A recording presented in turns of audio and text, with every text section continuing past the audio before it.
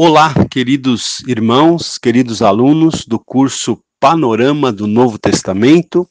É o pastor Ronaldo Guedes Bezerra, da Igreja Evangélica Avivamento Bíblico no Tucuruvi, quem está falando. E vamos dar continuidade ao nosso curso de Novo Testamento, não é? Essa é a aula número 28, áudio 1. Muito bem, gente. Na aula passada, nós fizemos uma introdução ao livro de Romanos, não é? E eu disse para vocês que o livro de Romanos ele se divide em algumas partes, não é? Então, eu disse para vocês que do capítulo 1 ao 3, nós temos uma seção que pode ser resumida com a palavra problema, os capítulos 3 e 4, uma outra seção que pode ser resumida com a palavra solução, dos capítulos 5 a 8, uma seção que pode ser resumida com a palavra vida, dos capítulos 9 a 11, uma outra seção que pode ser resumida com a palavra Israel, né? E os capítulos finais, do 12 até o 16, nós podemos resumir como conduta e conclusão. Então, nessas próximas aulas agora, nós vamos ter mais esta aula e mais 4 aulas, né? Então, serão um total de 6 aulas do livro de Romanos. Na primeira aula nós fizemos uma introdução. Na aula de hoje, a gente vai se concentrar aqui na primeira parte, que os comentaristas, então, dão o nome de problema, ok? Que está, então, no capítulo 1, capítulo 2 e na primeira parte do capítulo 3. Muito bem, irmãos, vamos lá, então. No texto bíblico aqui, de Romanos, capítulo 1, nós temos o prefácio, né, e a saudação do apóstolo Paulo aqui nos primeiros versículos, não é?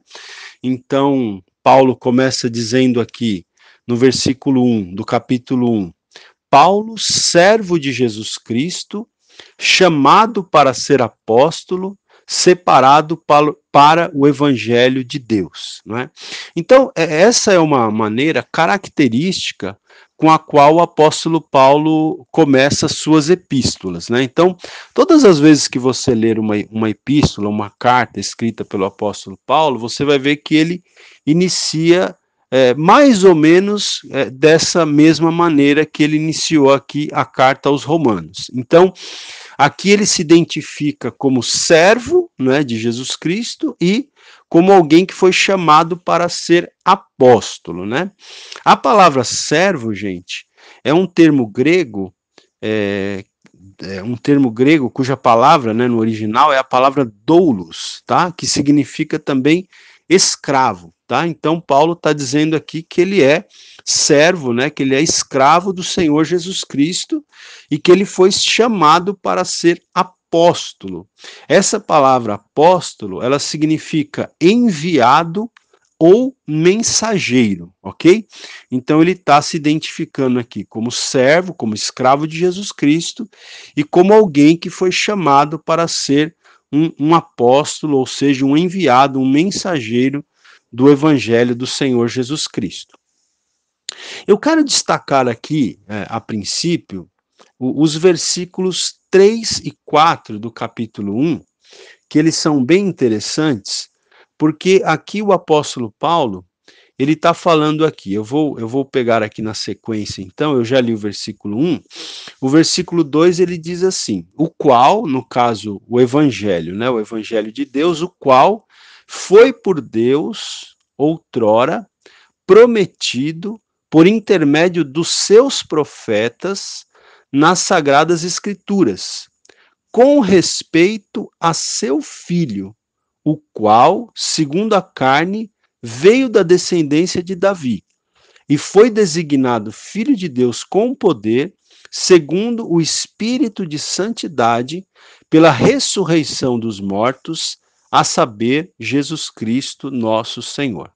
Então aqui, gente, é interessante que o apóstolo Paulo, ele está dizendo aqui, né, veja, nestes versículos, especificamente os versículos 3 e 4, Paulo ele ressalta a humanidade de Jesus, no versículo 3, porque ele diz aqui, com respeito a seu filho, né? Ele está falando do evangelho, com respeito a seu filho, o qual, segundo a carne, veja aqui, segundo a carne, veio da descendência de Davi. Então, essa expressão aqui ressalta a humanidade de Jesus, que, segundo a carne, né, segundo a natureza humana, vamos dizer assim, ele veio então da descendência de Davi, ele foi descendente do rei Davi. E no versículo 4, o texto diz que, segundo o Espírito de santidade, né? Aqui é uma referência ao Espírito Santo. Então, segundo o Espírito de santidade, Jesus foi designado Filho de Deus pela ressurreição dos mortos, né? Então, veja que aqui já é um destaque, né, da divindade de Jesus. Então, o verso 3 fala, né, que segundo a carne Jesus veio da descendência de Davi, e segundo o Espírito de santidade, versículo 4, pela ressurreição dos mortos, Jesus foi designado Filho de Deus com poder, né? Ou seja, a ressurreição dos mortos, ela foi uma confirmação de tudo que Jesus havia dito a respeito dele mesmo, né? Quando Jesus ressuscitou dentre os mortos, ficou confirmado que ele era mesmo Filho de Deus, que ele era mesmo divino, que ele era mesmo quem ele havia dito ser, né? Ele havia reivindicado divindade em alguns momentos do seu ministério. Então, ao ressuscitar, Jesus confirma que ele era de fato quem ele disse ser, porque imaginemos que Jesus não tivesse ressuscitado, então ele não seria quem ele teria dito ser, né? Teria sido tudo um engano. Mas como Jesus de fato ressuscitou, então ao ressuscitar, né, ocorre o quê? Quando Jesus ressuscita, ocorre uma confirmação de tudo aquilo que ele havia dito a respeito de si mesmo e de tudo aquilo que ele tinha feito, né? Então nós temos aqui nos versículos 3 e 4 do capítulo 1, não é? O apóstolo Paulo ressaltando tanto a humanidade de Jesus, descendente de Davi, como a divindade de Jesus, chamado aqui de Filho de Deus, ok? Muito bem, gente. Aí na sequência, no versículo, dos versículos 1 até o versículo 7, nós temos aqui o apóstolo Paulo se apresentando, né, fazendo o seu prefácio, e a saudação ali à igreja de Roma.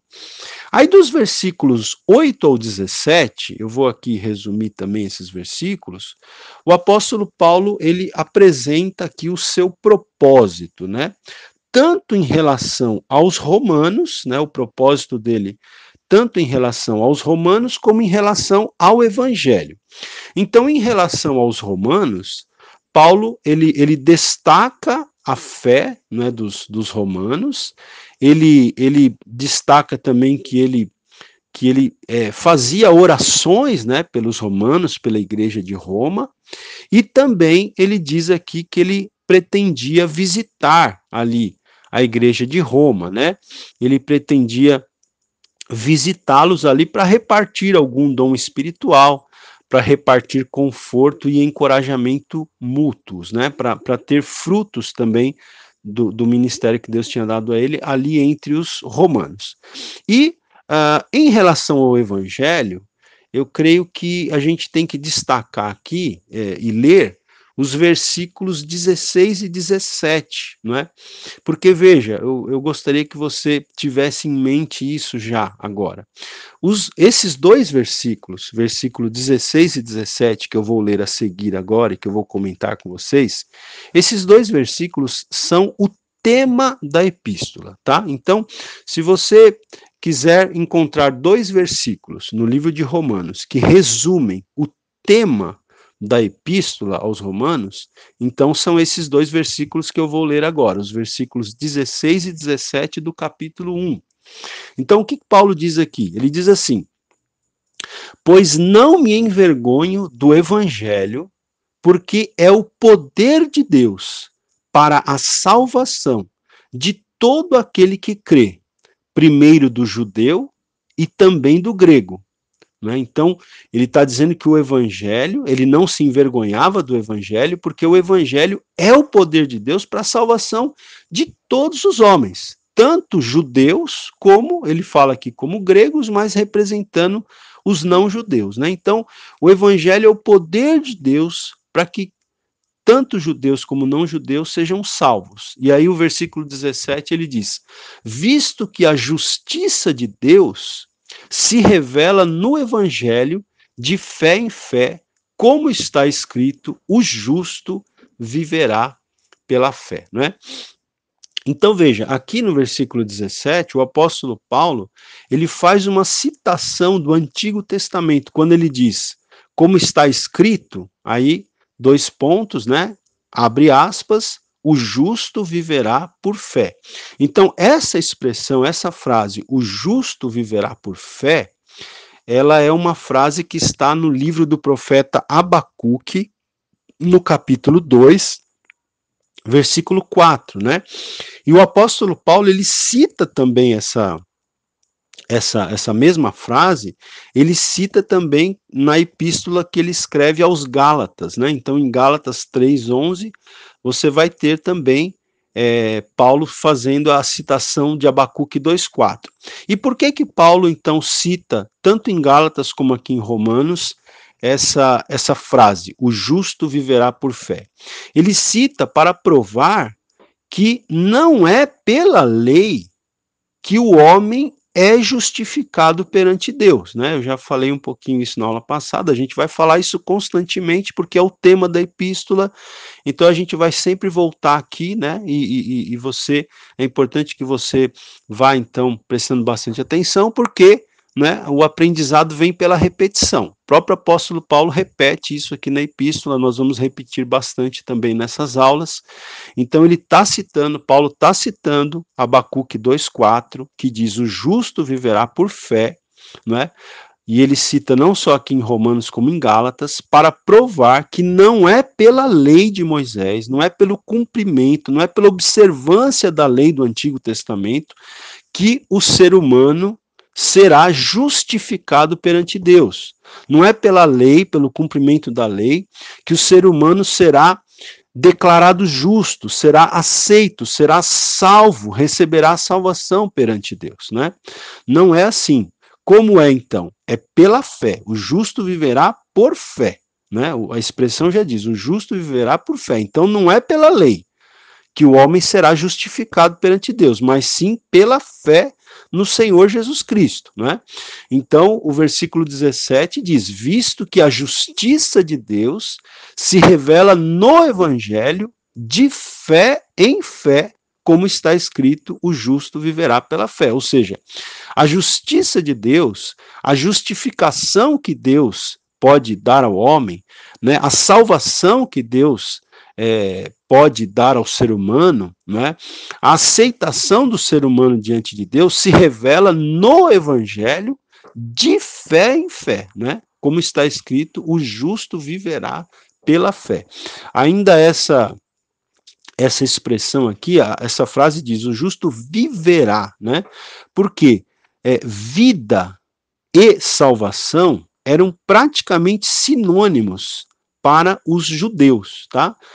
A expressão vida e salvação eram praticamente sinônimos para os judeus. Portanto, quando Paulo diz o justo viverá por fé, é como se ele estivesse dizendo o justo será salvo por fé. É pela fé que o justo será salvo, né? Não é pelo cumprimento da lei de Moisés, não é pela observância da lei de Moisés, não é por obras, não é por desempenho próprio, é pela fé em Jesus Cristo, ok?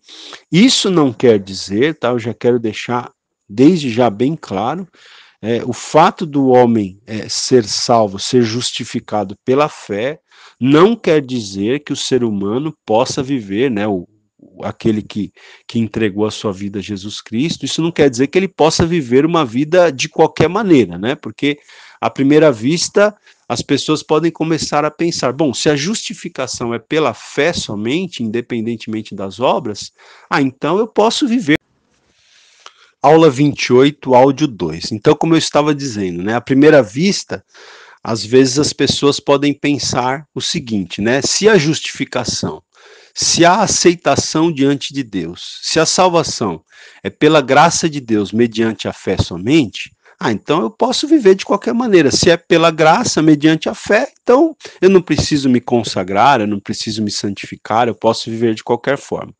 Mas não é assim, tá? Você vai ver no decorrer da nossa exposição aqui da Epístola aos Romanos, você vai ver que o apóstolo Paulo diz que aqueles que foram salvos, que foram justificados pela fé, eles devem viver em santidade diante de Deus, né? Então, é aquela questão. Nós não nos santificamos, nós não nos consagramos a Deus para ser salvos. Nós nos consagramos, nós nos santificamos porque nós já somos salvos, né? Então nós não nos consagramos para sermos salvos pelas nossas obras. Nós nos consagramos porque nós já fomos salvos pela graça de Deus mediante a fé em Jesus Cristo. E, portanto, como resultado da nossa salvação pela graça de Deus mediante a fé, então nós nos consagramos, nós nos santificamos. Mas nós vamos ver isso mais à frente aqui no nosso estudo da carta aos Romanos, ok? Vamos aqui então para o versículo 18 agora do capítulo 1, porque aqui no capítulo 1, versículo 18, mais propriamente dito, a partir do versículo 18, é que o apóstolo Paulo vai mostrar, né, aqui o problema do ser humano, que é o pecado, tá?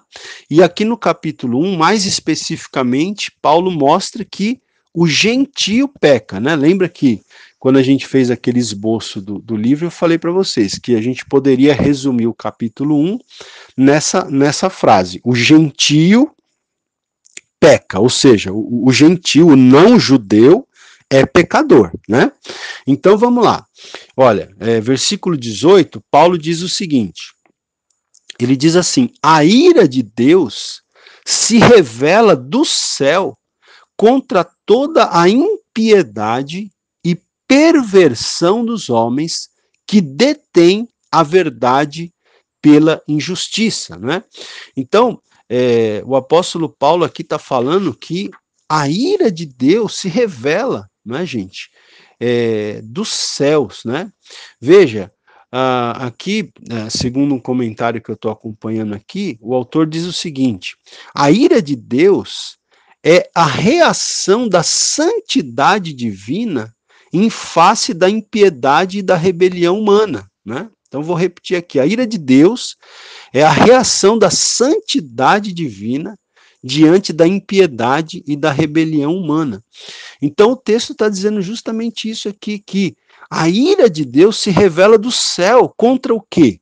Contra toda a impiedade, contra toda a perversão dos homens que detêm a verdade pela injustiça, né? Que detêm, que seguram a verdade, né? Em troca da injustiça, né? Que por praticarem a injustiça detêm a verdade. Veja, ele diz aqui, o comentário que eu estou acompanhando aqui diz o seguinte: que o homem, ele sufoca a verdade gritante de Deus, não é? Então, essa expressão aqui, que diz que o homem detém a verdade pela injustiça, significa isso, que o ser humano, ele sufoca a verdade gritante de Deus. É como se o ser humano procurasse colocar uma tampa para que a verdade não viesse à tona, para que a verdade não aflore, né? Então é isso, gente, que ele está dizendo aqui. E na sequência aqui, no versículo 19 e 20, são dois versículos muito interessantes e muito importantes também. O apóstolo Paulo diz o seguinte, ó, versículo 19, ele diz assim: porquanto o que de Deus se pode conhecer é manifesto entre eles, né, entre os homens, porque Deus lhes manifestou. Porque os atributos invisíveis de Deus, assim o seu eterno poder, como também a sua própria divindade, claramente se reconhecem desde o princípio do mundo, sendo percebidos por meio das coisas que foram criadas. Tais homens são, por isso, indesculpáveis. Olha, esse texto é muito importante, né? Porque esse texto aqui, ele está dizendo que nenhum homem terá desculpa diante de Deus, né? No último dia, né? No momento ali de ser julgado por Deus, nenhum homem terá desculpa diante de Deus. Ele diz aqui: tais homens são por isso indesculpáveis. Por que que os homens são indesculpáveis? Porque o texto diz aqui que os atributos invisíveis de Deus, né? Ou seja, tanto o seu poder eterno como a sua divindade, claramente se reconhecem pelas coisas que foram criadas, né? Então, Paulo está falando que a criação aqui, a criação mostra os atributos de Deus, a criação mostra a verdade de Deus, a criação mostra, não é, a realidade de Deus, a existência de Deus. Então, a própria criação testemunha da existência de Deus, não é? Testemunha da verdade de Deus. Por isso que os homens, naquele dia, não é, serão indesculpáveis diante de Deus se não derem atenção a esse testemunho que Deus dá de si mesmo através da natureza, né? O Salmo 19, versículo 1, diz que os céus manifestam a glória de Deus e o firmamento anuncia as obras das suas mãos, né? Então, tem um autor que eu li certa vez um texto dele, um comentário sobre o Salmo 19, né? É o Spurgeon, né? O Charles Spurgeon, que ele faz um comentário do Salmo 19 muito interessante. Né? Se você depois ler o Salmo 19 com calma, você vai ver que a primeira parte do Salmo 19 fala da criação de Deus, né? Da natureza, da criação de Deus. E a segunda parte do Salmo 19 fala da lei de Deus, né? Que seria a Bíblia, vamos dizer assim, né?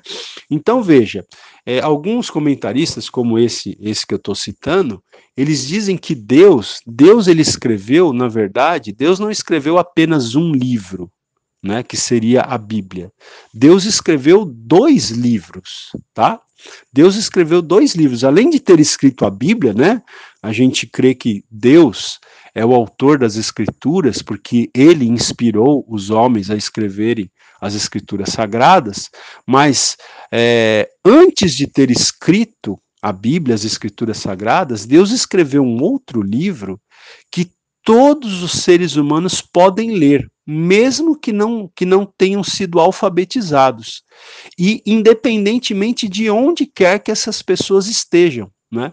E qual é esse outro livro, o primeiro livro que Deus escreveu? É a criação, é a natureza, né? Então veja, mesmo uma pessoa que é analfabeta, que nunca aprendeu a ler e a escrever, pode ler, entre aspas, esse livro que Deus escreveu chamado criação, chamado natureza. E onde quer que essa pessoa esteja, a pessoa pode estar numa tribo indígena, lá no meio da África, lá num lugar totalmente inóspito, que ele pode levantar os olhos para o céu e ver os céus, ver as estrelas, ver a lua, ver o sol, né, ver as nuvens, ver a imensidão, né, do firmamento que Deus criou. Ele pode olhar, ver uma árvore, ver um animal, né, ver, enfim, um rio, uma montanha, né? Então tudo isso é testemunha da glória de Deus, testemunha da existência de Deus, não é?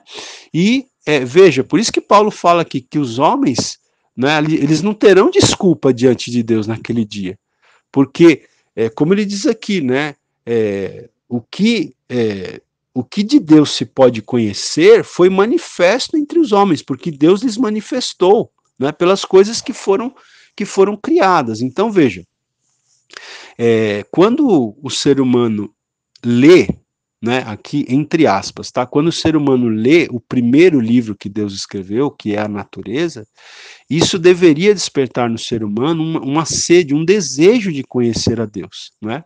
E Deus, que conhece os corações, sabendo desse desejo que se forma no coração do ser humano, Deus certamente prepararia os caminhos para que essa pessoa tivesse acesso, então, ao segundo livro que Deus escreveu, que é a Bíblia Sagrada, onde está revelado o caminho específico da salvação, né, que é o Senhor Jesus Cristo, que é a fé no Senhor Jesus Cristo. Mas muito bem, vamos aqui dar sequência então. No versículo 21 aqui do capítulo 1, Paulo diz o seguinte, olha, porquanto, né, esses homens que detêm a verdade pela injustiça, como ele falou, né, tendo conhecimento de Deus, não o glorificaram como Deus, nem lhe deram graças, não é?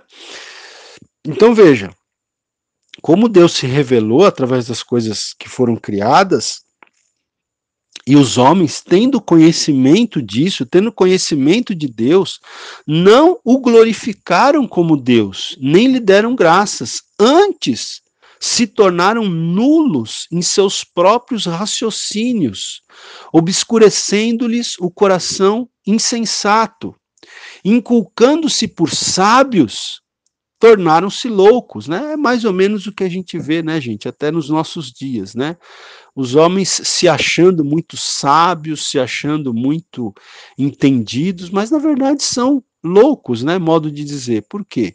Porque procuram interpretar a vida, a realidade, colocando Deus de lado, né? Não interpretam a vida e a realidade que nos cerca, colocando Deus como centro de todas as coisas. Por isso, diz aqui o texto, que eles se tornaram nulos em seus próprios raciocínios, né? Que se lhes obscureceu o coração insensato.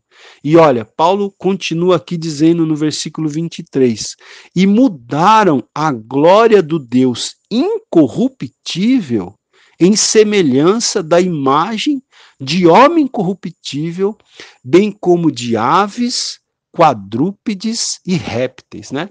Então aqui Paulo está falando o quê? Que os seres humanos, eles mudaram a glória do Deus incorruptível em semelhança de imagem de homem corruptível, né? Ou seja, ao invés dos homens adorarem a Deus, que é espírito, né? A Deus que não tem uma imagem física, nem concreta, nem palpável, seja em madeira, seja em pedra, seja em que for. Então, ao invés dos homens, né, glorificarem o Deus incorruptível, né, eles mudaram a glória do Deus incorruptível em semelhança de imagem de homem corruptível. E também de aves, de quadrúpedes, de répteis. Né? Então, aqui o que Paulo está falando é que os seres humanos, ao invés de adorarem o Deus criador de todas as coisas, os homens fizeram imagens, né? E idolatram essas imagens, algumas imagens semelhantes a seres humanos, outras imagens semelhantes a animais, né? E idolatram. Quer dizer, ao invés de adorar o Deus Todo-Poderoso, o Criador do Universo, adoram imagens, né? Feitas à semelhança de homens e de animais. Eu vou ler esse mesmo versículo numa outra tradução, que é a Nova Tradução na Linguagem de hoje, que diz assim, ó: em vez de adorarem ao Deus imortal, adoram ídolos que se parecem com seres humanos, ou com pássaros, ou com animais de quatro patas, ou com animais que se arrastam pelo chão, né? Então veja que aqui a Bíblia, não só aqui, né, existem vários outros textos na Bíblia, né, são vários textos mesmo na Bíblia, que condena, né, gente, a idolatria, né, condena as pessoas que adoram, né, ídolos feitos por mãos humanas, porque Deus é o Criador dos céus e da terra, né, não tem, Deus é espírito, a Bíblia diz que Deus é espírito e importa que aqueles que o adorem em espírito e em verdade. Então não tem como a gente adorar a Deus através de uma imagem de escultura, de pedra, de madeira, enfim, não tem como, né? E o texto bíblico aqui é muito claro, diz que em vez de adorarem ao Deus imortal, adoram ídolos que se parecem com seres humanos, ou que se parecem com pássaros, ou com animais de quatro patas, ou com animais que se arrastam pelo chão. Então, você vai perceber, né, que muitas crenças aí dos seres humanos têm divindades que se parecem com animais mesmo, né, que se parecem com cobras, que se parecem com leões, que se parecem com leopardos, com águias, enfim, né. Então, aqui, o apóstolo Paulo está, né, dizendo que isso tudo é pecado diante de Deus, que tudo isso não agrada a Deus, né. Muito bem. Aula 28, áudio 3. Muito bem. Vamos dar sequência aqui. Então, o versículo 24 diz assim, olha, por isso, Deus entregou tais homens à imundícia, pelas concupiscências, né, ou seja, pelos desejos desenfreados do seu próprio coração, para desonrarem o seu corpo entre si.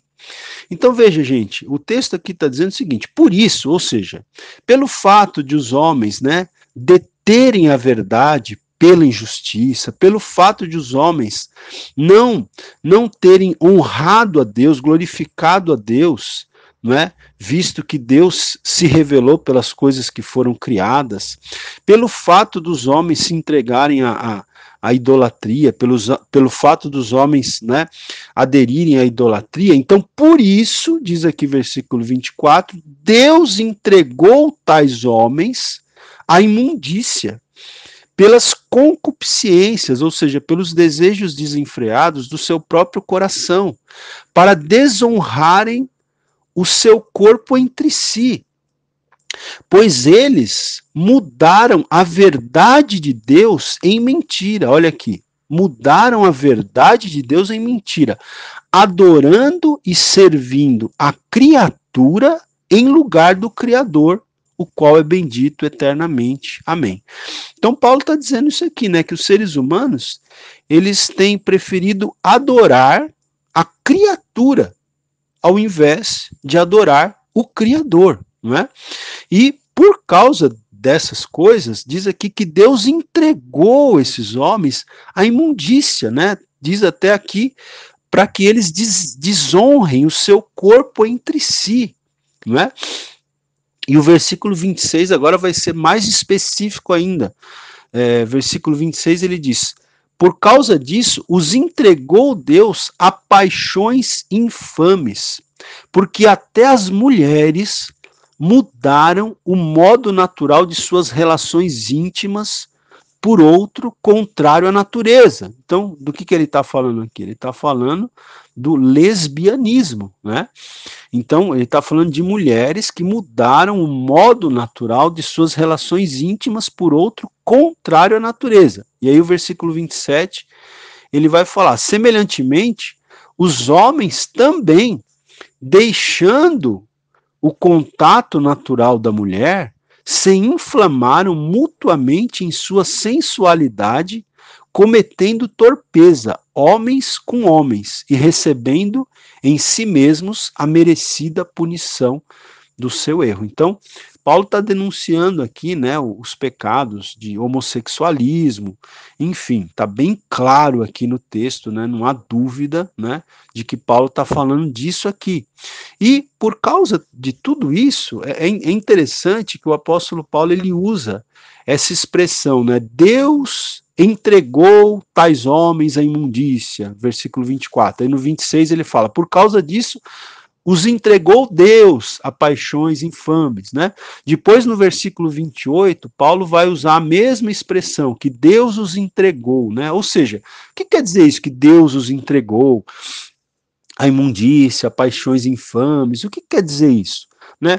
Quer dizer que Deus deu liberdade, né? Ou seja, foi esse caminho que os homens escolheram, então Deus os entregou para que eles praticassem aquilo que eles quiseram praticar, né?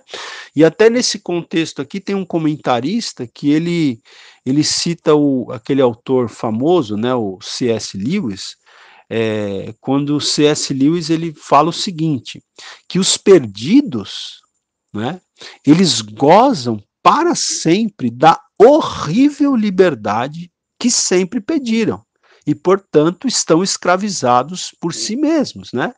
Então, não é liberdade que o ser humano quer e pelo qual clama, né? Inclusive liberdade de Deus, inclusive liberdade para não obedecer a Deus e a palavra de Deus. Portanto, os perdidos desfrutam, entre aspas, né? Gozam, desfrutam para sempre dessa liberdade, mas é uma horrível liberdade, né? Que eles sempre pediram. né? Porque essa liberdade que o ser humano clama por ela, na verdade, essa liberdade termina escravizando o próprio ser humano nos seus próprios pecados, né? Então é isso que o apóstolo Paulo está falando aqui. E aí ele continua aqui, ó, no versículo 28, porque aqui é aquela história, né? Ah, alguém poderia dizer, mas eu nunca estive envolvido em nenhum desses pecados grosseiros, né, que o apóstolo Paulo está dizendo aqui.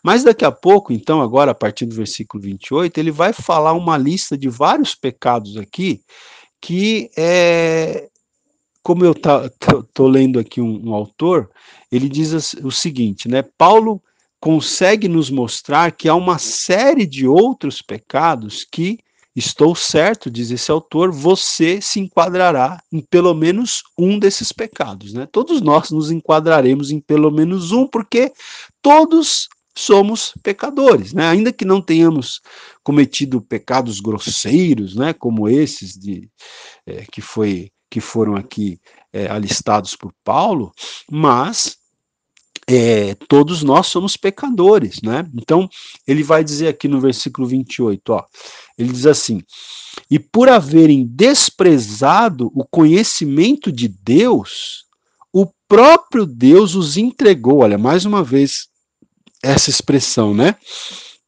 Deus os entregou a uma disposição mental reprovável para praticarem coisas inconvenientes, cheios de toda injustiça, malícia, avareza e maldade, possuídos de inveja, homicídio, contenda, dolo e malignidade, sendo difamadores, caluniadores, aborrecidos de Deus, insolentes, soberbos, presunçosos, inventores de males, desobedientes aos pais, insensatos, pérfidos, sem afeição natural e sem misericórdia. Tá vendo? Olha que lista grande de pecados aqui, né? Que nessa lista aqui todos os seres humanos se enquadram, né? Se encaixam, porque todos nós somos pecadores. E aí Paulo termina o capítulo 1 dizendo o seguinte: ora, conhecendo eles a sentença de Deus, de que são passíveis de morte os que tais coisas praticam, não somente as fazem, mas também aprovam os que assim procedem, né? Então ele está falando desses homens pecadores, né? Que até mesmo conhecendo a sentença de Deus, né? De que serão passíveis de morte aqueles que praticam tais pecados, esses homens que estão longe de Deus, não somente praticam essas coisas, como ainda aprovam aqueles que assim procedem, né? Ou seja, indo deliberadamente em rebelião contra Deus, né? Tomando um caminho totalmente contrário à vontade de Deus, né? E ainda quando Paulo fala aqui sobre a questão das mulheres que mudaram o modo natural das suas relações íntimas e também dos homens, né, que se inflamaram na sua sexualidade cometendo torpeza, Paulo diz aqui, né, que essas pessoas, né, diz aqui no versículo 27, recebendo em si mesmos a merecida punição do seu erro, né? Sempre que eu leio essa frase aqui, eu lembro da questão da AIDS, né, gente? Tá aí, né? Recebendo em si mesmos a merecida punição do seu erro, né? Então a gente vê aí uma doença como a AIDS, por exemplo, que não deixa de ser, né, uma punição de Deus pelas escolhas erradas dos seres humanos nessa questão sexual, né? A gente sabe como é que as pessoas adquirem AIDS, né? E não é dentro de um casamento seguro, né? Se há um casal que se casou virgem, né? E praticam o sexo apenas ali dentro do casamento e não fora do casamento, apenas entre marido e mulher, né? Eles não terão nenhum risco, né? Se exercerem a sua sexualidade dentro dos parâmetros de Deus, não correrão nenhum risco. Mas quem é que corre riscos, né? Quem é que corre riscos, por exemplo, em relação a AIDS e outras doenças sexualmente transmissíveis? São aqueles que né, vivem um padrão errado para suas vidas sexuais, né? Então é interessante esse capítulo primeiro aqui, gente. Portanto, aqui no capítulo primeiro, Paulo está dizendo o quê? Né? Está dizendo que o gentio, ou seja, o não judeu é pecador, né? E aí, como acho que eu falei na aula introdutória, quando os judeus, né, provavelmente começaram a ler essa carta, né, talvez eles tenham, né, esfregado as mãozinhas ali, dizendo, é isso mesmo, Paulo, os gentios são pecadores mesmos, né, os não-judeus, esses que não têm a lei, que não têm a Bíblia, eles são pecadores mesmo, né? Mas aí no capítulo 2, Paulo se volta para os judeus, para mostrar que eles, judeus, também são pecadores, né? Então o versículo 1 do capítulo 2 já começa assim: portanto, és indesculpável, ó homem, quando julgas quem quer que sejas, porque no que julgas a outro, a ti mesmo te condenas, pois praticas as próprias coisas que condenas, né? Então, eu vou ler aqui esse versículo na tradução, na linguagem de hoje. Então, Paulo diz assim, nessa outra tradução: meu amigo, não importa quem você seja, você não tem desculpa quando julga os outros, pois quando você o julga, mas faz as mesmas coisas que eles fazem, você está condenando a você mesmo, né? Quase como que se fosse uma introdução aqui, né, de Paulo já dando aí né, uma palavra para os judeus, dizendo, olha, não esfreguem as mãos aí dizendo que os gentios são pecadores e vocês são perfeitos, porque não é bem assim não, né?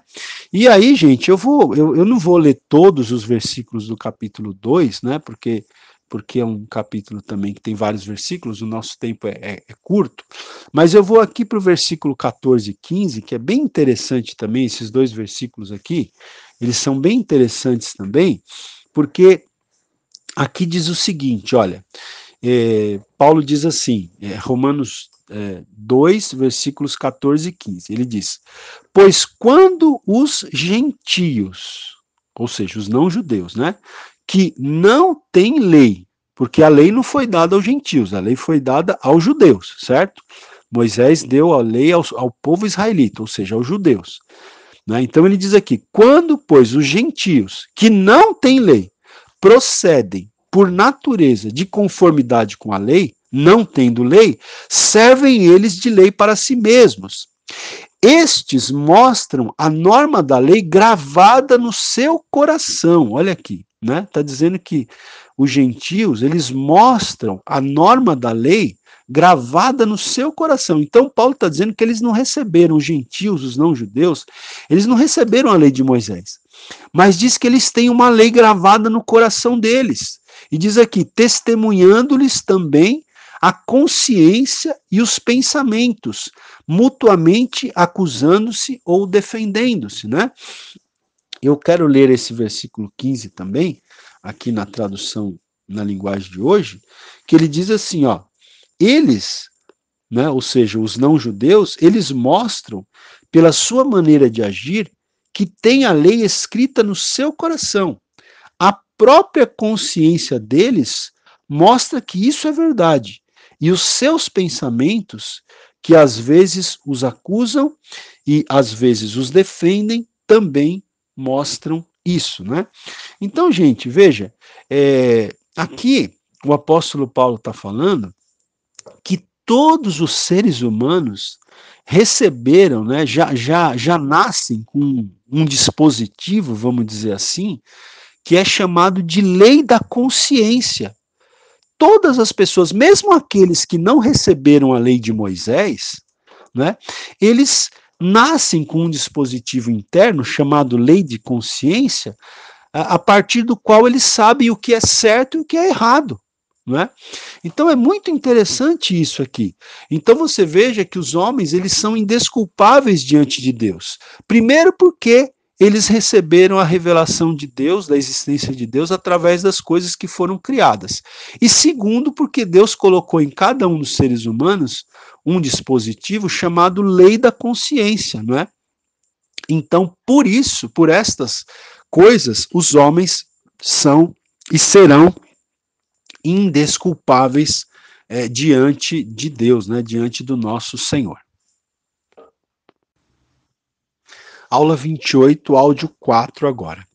Então veja, gente, é interessante, né? Eu estou com um comentário aqui que diz o seguinte, olha, os que nunca ouviram o Evangelho, eles têm a lei gravada na consciência, conforme eu acabei de ler aqui, e também tem a revelação de Deus gravada na natureza, né? Então, são dois testemunhos que Deus deu para o ser humano que torna o ser humano indesculpável diante de Deus, né? Ou seja, Deus deu a revelação dele, que está escrita, que está gravada na natureza, na criação, e Deus também colocou em cada ser humano um dispositivo, eu estou usando essa expressão, né, um dispositivo chamado consciência, né, a lei gravada na consciência. Então, por causa desses dois testemunhos, vamos dizer assim, que Deus tornou acessível a todos os seres humanos, então ninguém terá desculpa diante de Deus naquele dia, né? Agora, é importante destacar o seguinte, estas leis, tanto da revelação de Deus na criação, como através da consciência, estas leis, elas são suficientes para que os homens sejam julgados, mas não são suficientes para que os homens sejam salvos, tá? Então, por ter a revelação dessas duas leis, vamos dizer assim, os homens não terão desculpa diante de Deus naquele dia, ou seja, essas revelações de Deus através da natureza e da consciência serão suficientes para que os homens sejam julgados, mas não são suficientes para que os homens sejam salvos. Para que os homens sejam salvos, eles precisam conhecer, então, o segundo livro que Deus escreveu, né, que é a Bíblia Sagrada. Eles precisam conhecer a revelação que está na Bíblia Sagrada, que é a salvação pela graça de Deus mediante a fé em Jesus Cristo, né?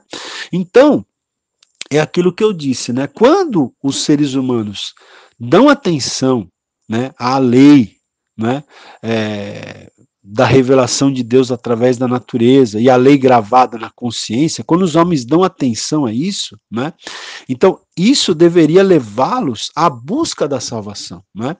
E aí nós cremos, né, que Deus, né, em sua onisciência, em sua presciência, ele vai conduzir aqueles que estão dando atenção, né, à criação, que estão dando atenção à lei da consciência, Deus vai conduzi-los, né, a Cristo de alguma forma. Nem que Deus tenha que mover céus e terra para isso, mas Deus fará com que a sua revelação nas Escrituras Sagradas chegue até o conhecimento dessas pessoas, para que elas possam, então, entregar as suas vidas a Jesus, né, colocar a sua fé em Jesus Cristo e, então, desfrutarem da salvação. E aqui, gente, vamos lá. Aqui no capítulo 2 ainda, a partir do versículo 17, mais especificamente, aqui sim, o apóstolo Paulo, então, vai mostrar, né, que o judeu também é pecador, né? Olha, vai ser bem específico aqui, versículo 17, Paulo diz, se porém tu, que tens por sobrenome judeu, e repousa na lei, e te glorias em Deus, que conheces a sua vontade, e aprovas as coisas excelentes, sendo instruído na lei, que estás persuadido de que és guia dos cegos, luz dos que se encontram em trevas, instrutor de ignorantes, mestre de crianças, tendo na lei a forma da sabedoria e da verdade. Tu, pois, que ensinas a outrem, não te ensinas a ti mesmo? Tu que pregas que não se deve furtar, furtas? Dizes que não se deve cometer adultério e o cometes? Abominas os ídolos e lhes roubas os templos? Tu que te glorias na lei, desonras a Deus pela transgressão da lei? Então veja que nesses versículos aqui, Paulo está falando diretamente para os judeus, né, mostrando que os judeus também são indesculpáveis, que os judeus também são pecadores.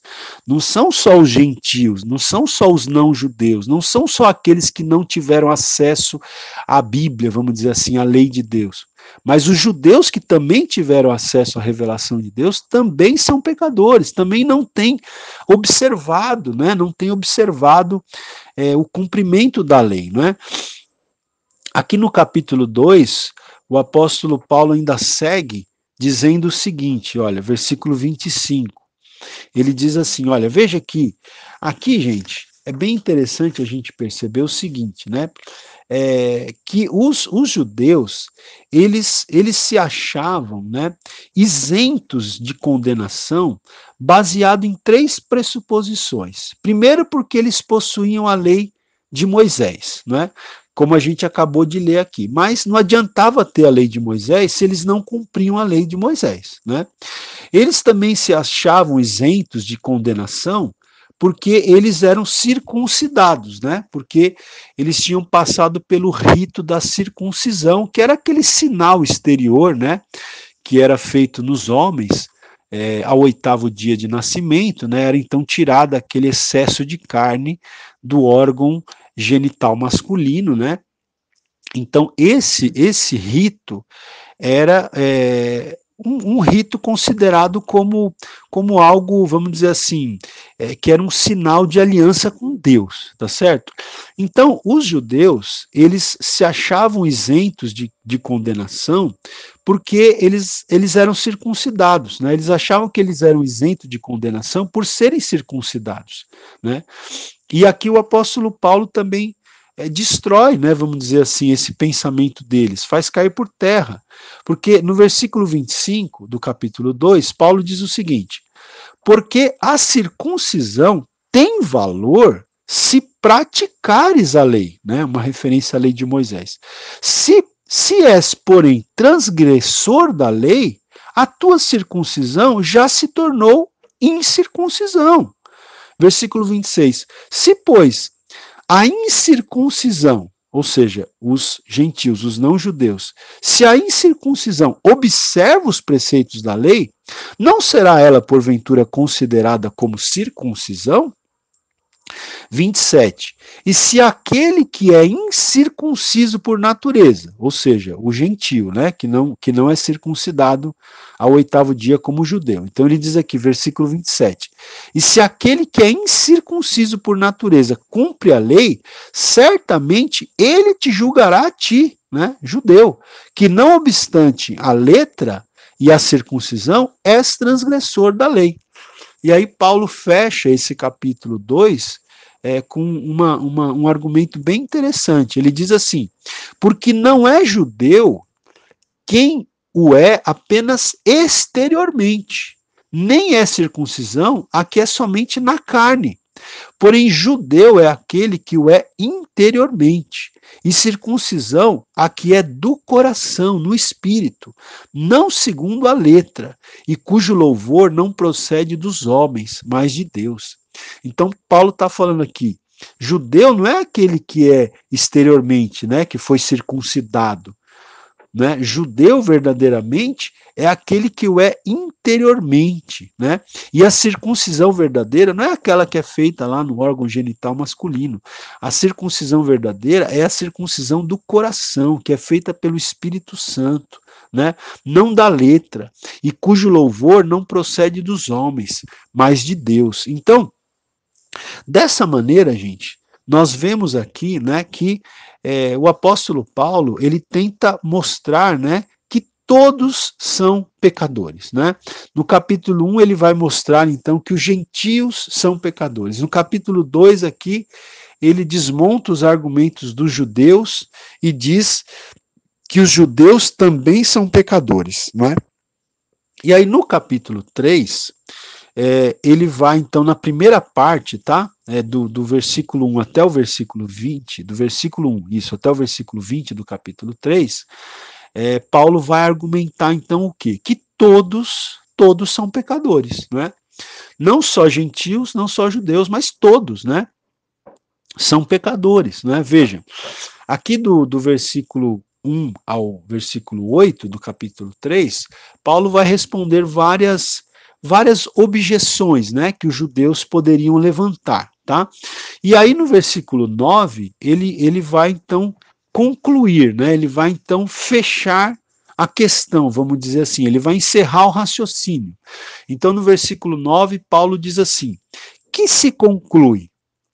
Temos nós qualquer vantagem, né? Nós aqui, uma referência aos judeus, né? Que se conclui, temos nós, judeus, qualquer vantagem?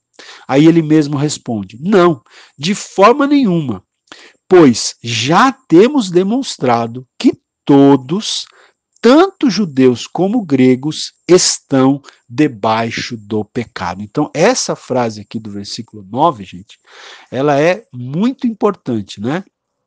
Ele está dizendo aqui, ó, pois já temos demonstrado, então, ou seja, a partir dos argumentos que Paulo desenvolveu no capítulo 1, no capítulo 2, ele diz aqui, já temos demonstrado que todos, tanto judeus como gregos, ou seja, tanto judeus como não judeus, estão debaixo do pecado. Ou seja, qual é o problema do ser humano? É o pecado. Por que que o ser humano vive da maneira que tem vivido, né?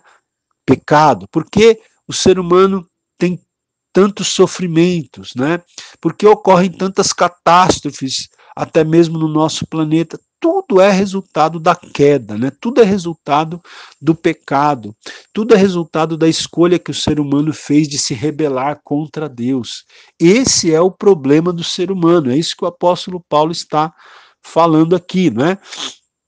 E aí no versículo 19, ele diz o seguinte: ora, sabemos, versículo 19 do capítulo 3, ele diz assim: ora, sabemos que tudo o que a lei diz, aos que vivem na lei o diz, para que se cale toda a boca e todo mundo seja culpável perante Deus, visto que ninguém será justificado diante dele por obras da lei, em razão de que pela lei vem o pleno conhecimento do pecado. Né? Então, Paulo está falando aqui, gente, olha, o versículo 20, ele é bem interessante, né? Ele fala aqui, olha, visto que ninguém será justificado diante dele por obras da lei. Nenhum ser humano, seja judeu, seja não judeu, será justificado, será declarado justo, será absolvido, será salvo, será aceito diante de Deus por obras da lei.